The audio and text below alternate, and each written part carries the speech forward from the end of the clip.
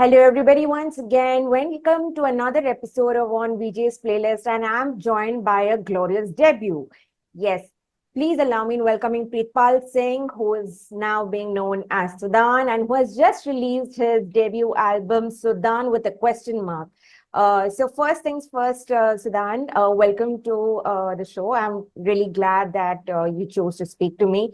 Congratulations on the release. It's 2 years in the waiting, and it's finally out there. A lot of appreciation and some select wonderful reviews that have come your way. So, firstly, how are you taking in the fact that your baby's out there in the world, something that you've been very passionately working on for 2 years? How do you Are you able to process all of this? Mm, well, firstly, thanks for having me. I appreciate it quite a lot. With the album, it's honestly it feels weird still. It doesn't feel like I've put out an entire body of work out there, because it was always like I was so used to being in the process of, oh yeah, I'm working on my album, I'm working on, like, but once it's out, it doesn't fully hit you that, oh yeah, I've made an album that's out there. So I'm still in the process of like coming to the realization that, oh yeah, I've actually made it, and I've put it out there already. Well, I remember watching one of your Instagram posts that said that this making this album literally became a part of your identity. The fact that it is self-titled, but what I'm curious about is why is there a question mark at the end of the name? Is that a way of expressing that your music is sort of finding you, like you found your calling in music, but is that your music finding you? Is that a correct assumption?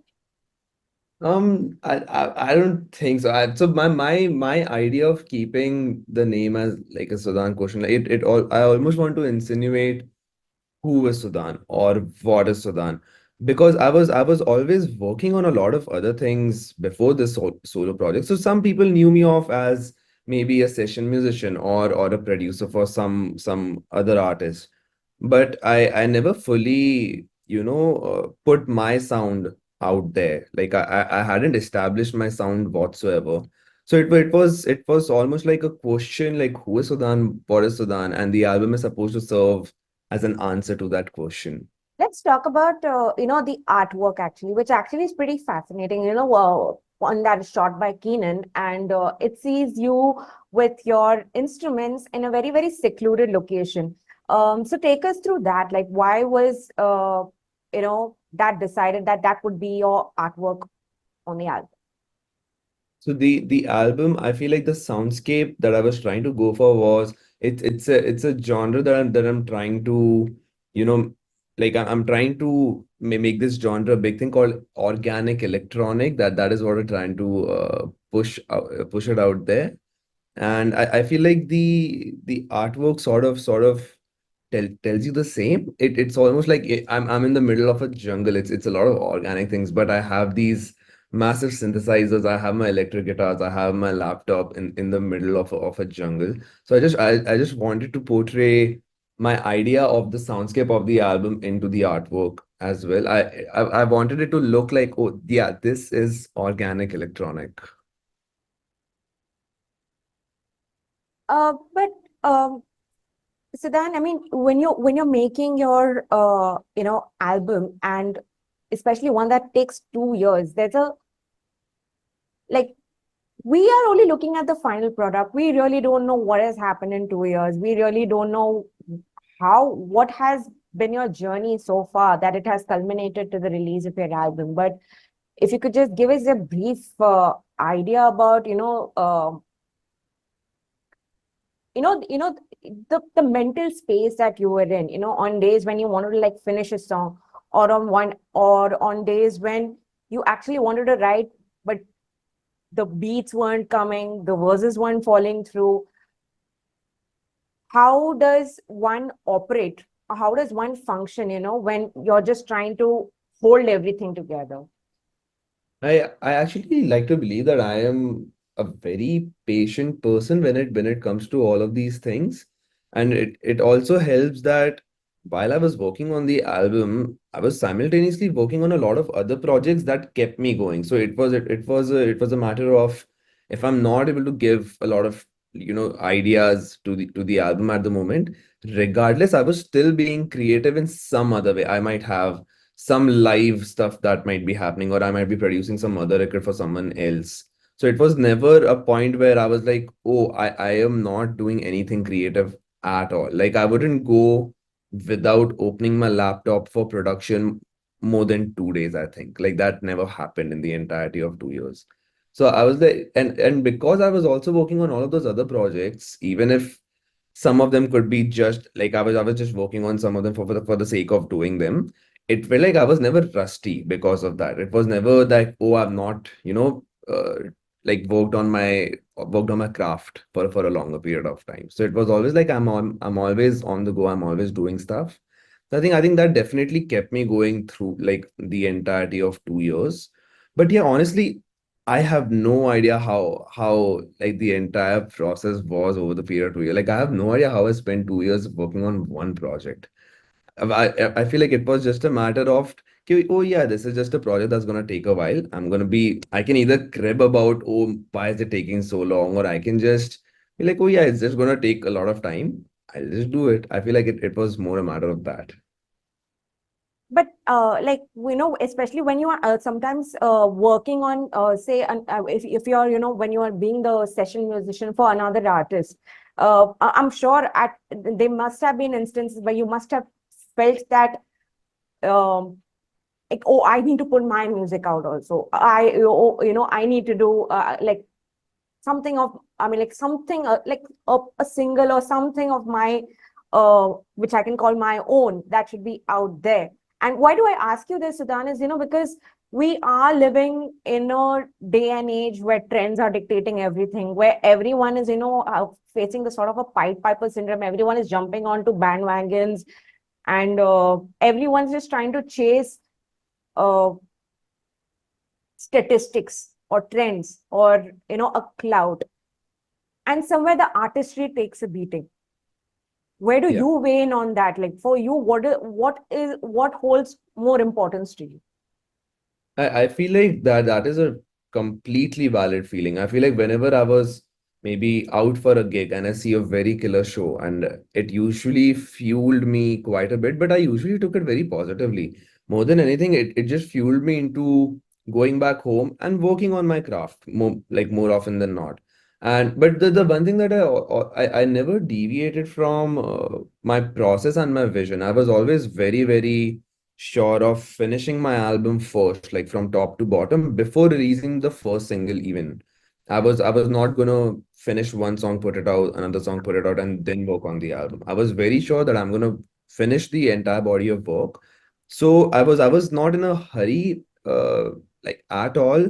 But yeah, definitely, if someone inspired me into doing something, if I see someone doing very sick things, like if they put out a great record, or if I see a very good show, it would always fuel me into working on the album more extensively then.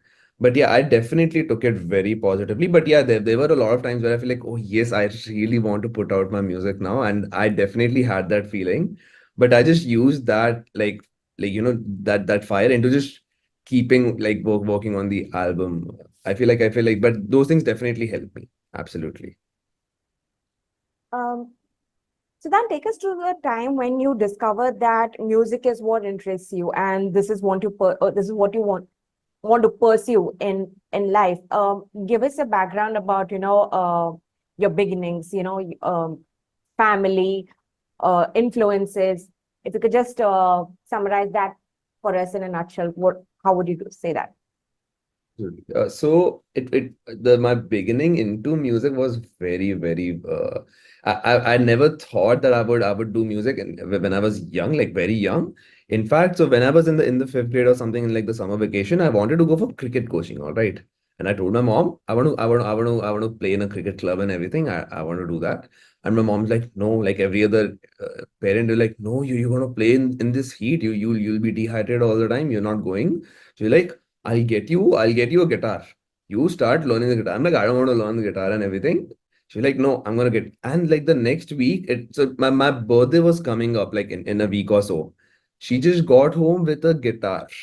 And she's like, take this, you're gonna learn this, okay? And I'm like, okay, sure, I'll give it a shot. And I went to some guitar coaching for like 3 months. Didn't like the way of learning that way, but I definitely got hooked on to playing the guitar after that. So I just took it upon myself after that, and I started playing the guitars. And it became a thing of, oh, I would like to record just my guitars. I used to record like 5 layer of guitars on a friend's laptop and interface and all of those things. But after a while, I became so obsessed that I think even after like my 10th or my 12th and all those things, I don't think I ever sat down and I thought about, oh, what do I want to do for the rest of my life? It was not even a question. It was always like, oh yeah, it's so obvious. Yeah, I'm just gonna do music. I'm not doing anything else. So it began with just my mom giving me a guitar and like go have fun. That too, while And dissuading you from what is considered a passion for many in this country. Exactly, yeah. And I was like, why are you giving me a guitar? What do you want me to do with this?" And after the point, it became like, oh, like, it's not even a question. I'm not thinking of anything else. I'm just doing what I'm doing, and I just stuck on to it. Yeah, and funny. So my dad has been playing the tabla all his life, okay? And I used to think that that has nothing to do with me doing music now. But now that I think of it, subconsciously, I've taken up so much because of listening to him all my life playing the tabla. Like now, when I'm producing stuff, I realize rhythm is the one thing I gravitate towards naturally.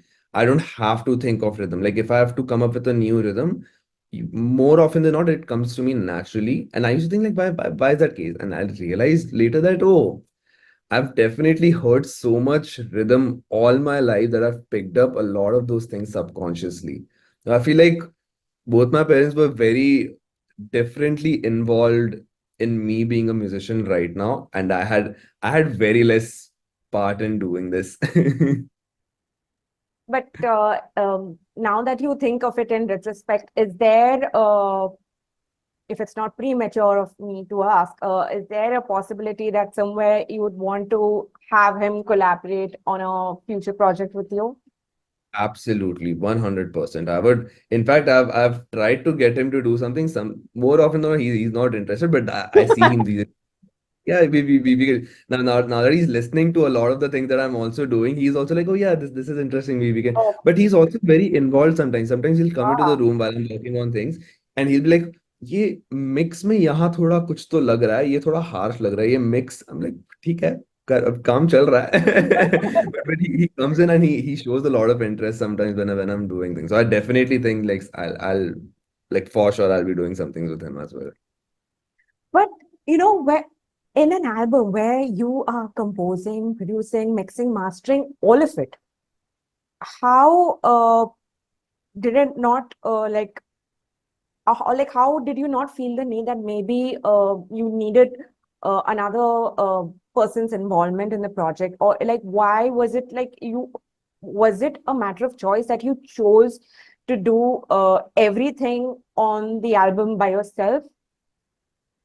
So in my head, I feel like whenever I'm doing these projects, I feel like because I also think of this as a very long game. I feel like over the span of the time that I'll be doing things, I want to try almost everything. So Yeah. this was one of the things that I wanted to try, which was I want to do all of the production, the composition, the mixing, mastering myself. I'm sure if I do my next project, I might get someone else to mix it, get someone else to master it. Then Mhm. maybe I won't even do production. I might get someone to produce, but have it. I feel like I want to try a lot of those things over a period of time. So I wanted to start off doing things by myself because if I was to give my project to someone else to mix, I feel like I should firstly know how to do it myself as much as I can. Otherwise, it becomes a thing of if I don't know what to do, how am I supposed to get that out of And somebody there's else no as room for second opinions. Exactly, 100%. I was still very so by the towards the end of the project also I realized I really like writing with a lot of other people. That's one thing I figured during the process. So I also got Prithvi to co-write Can You on the record with me. Then all of the collaborations Prithvi, on for the those who do not know, also manages you currently. yeah, yeah. So that's a whole another tangent where I am her producer on her latest record. It's called 22. Okay. She wrote Can You? I am her guitarist for her live set, and she's also my manager.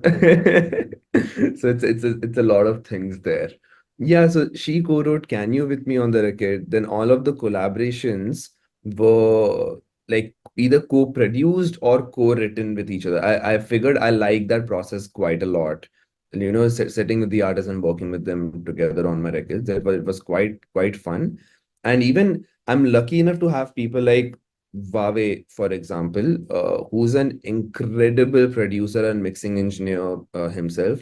So a lot of the times, what I would do is I would be mixing myself, but I would always send him the tracks that I'm working on. I would ask him for opinions and what he thinks about them. And why I like sending stuff to him was if I'm sending it to a non-musician, they can the best they can tell me is it's good or it's bad.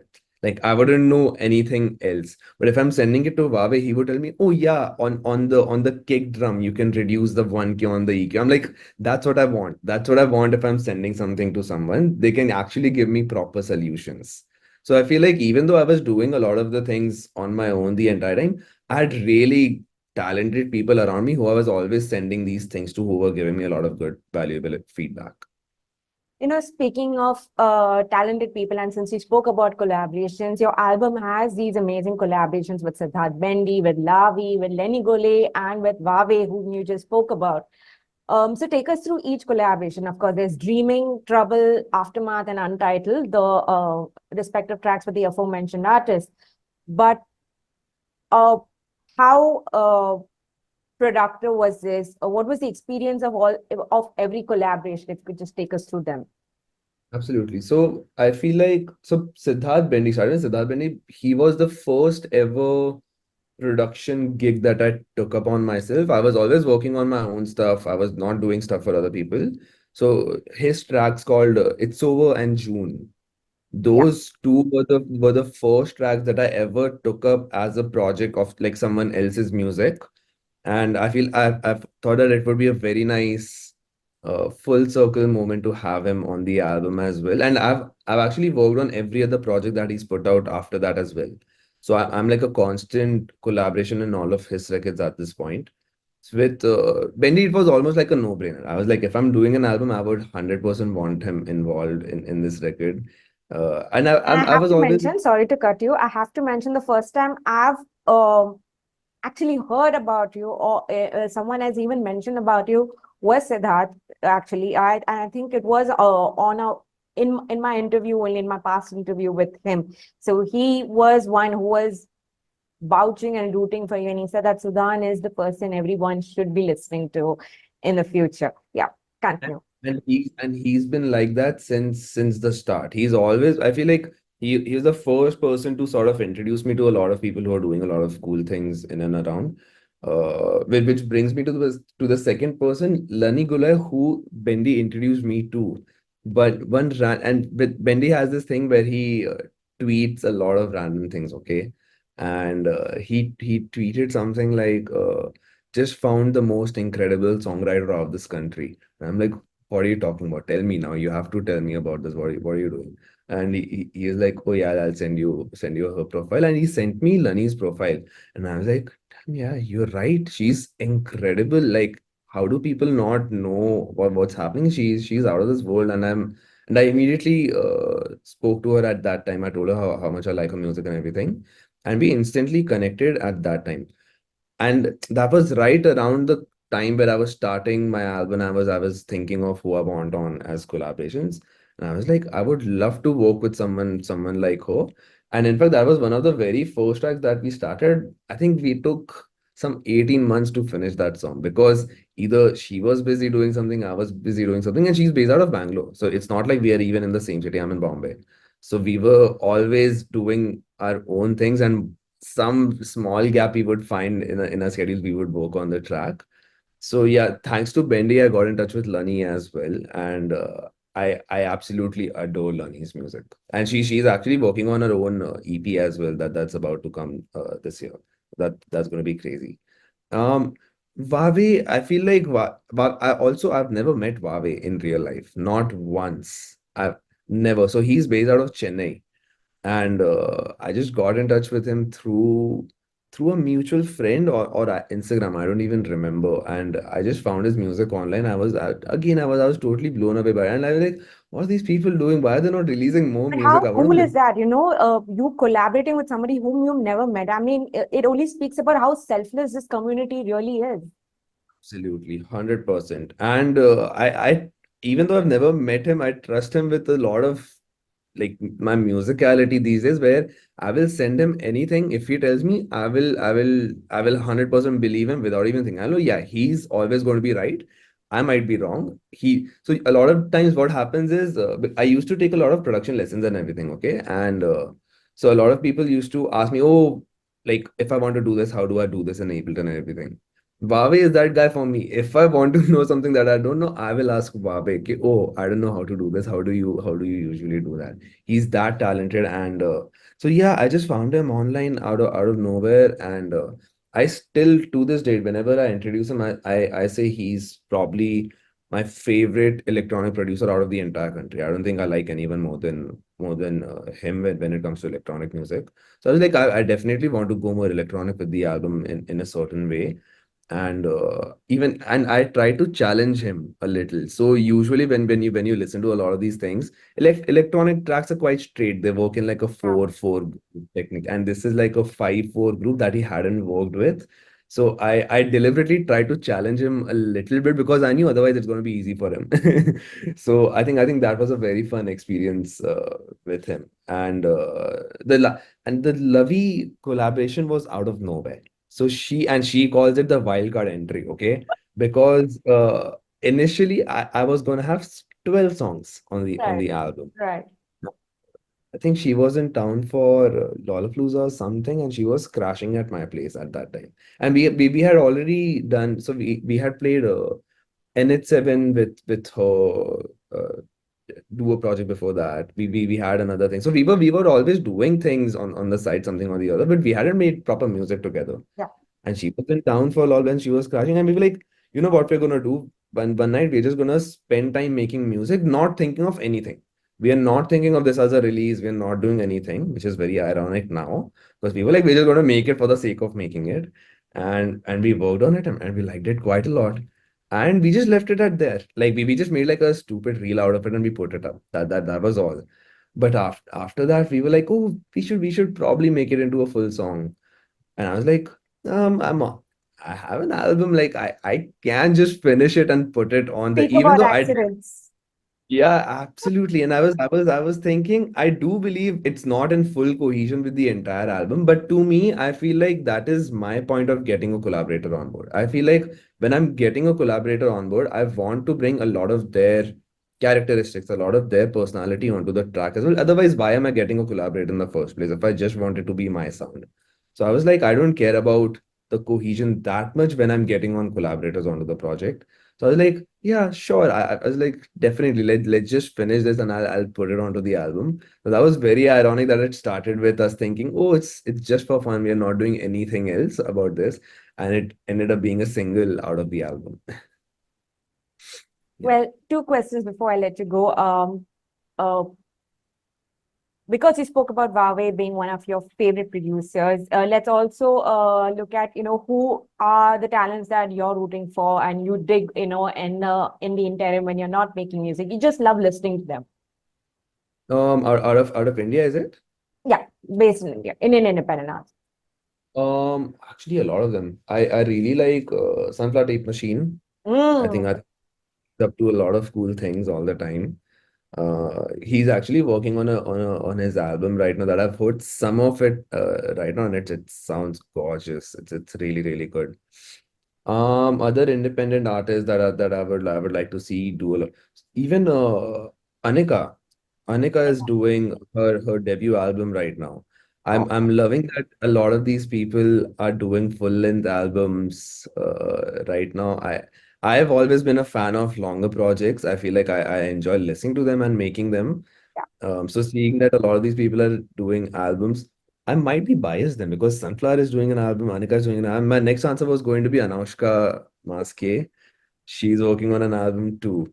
Yeah, so I might be biased, but I feel like yeah, these people I definitely vouch for these people quite a lot. Well, You had a great, listening party at Sabco Mumbai, and I believe you're also, having a show on the 8th of August. So while I know who is guesting for you on the show, and I'm not going to tell, but if you could just give us a brief idea about what you have lined up for us when you take over at Antisocial Mumbai on August 8th.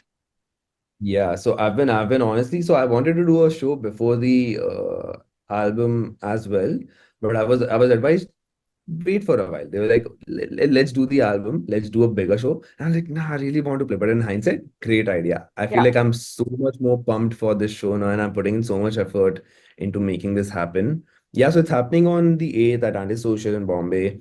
The idea is it's a 2 hour long show, and it's primarily me. It's going to be me and my band on stage the entire time, but it's going to guest a lot of the artists that I either worked with on the album or if I've worked with them on any other projects. Like it's almost like a Sudan and Friends sort of a showcase, the entirety of 2 hours. So even if the artists that are coming on board to play on the show, even if I haven't worked with them already, you will know that I have things going on, like I'm working on things with them that are going to come, out in the future. So it's almost like everyone that I usually work with all the time is coming together for one night and play all of either my songs, their songs together on that night. I'm super, super excited for that. Well, fun fact, I know that I already have my ticket for that show, so I will definitely be seeing you there. But congratulations again, Sudan, on the release of your debut album. I know for a fact that I know a lot of people who are in love with it and who have been really raving about it on social media. And I can't wait for the world to listen to it and send all the love your way. Thank you so much once again for talking to me on VJ's playlist. And I hope to see you soon. And hopefully, we'll talk about more music in the future again. Thank you so much once again.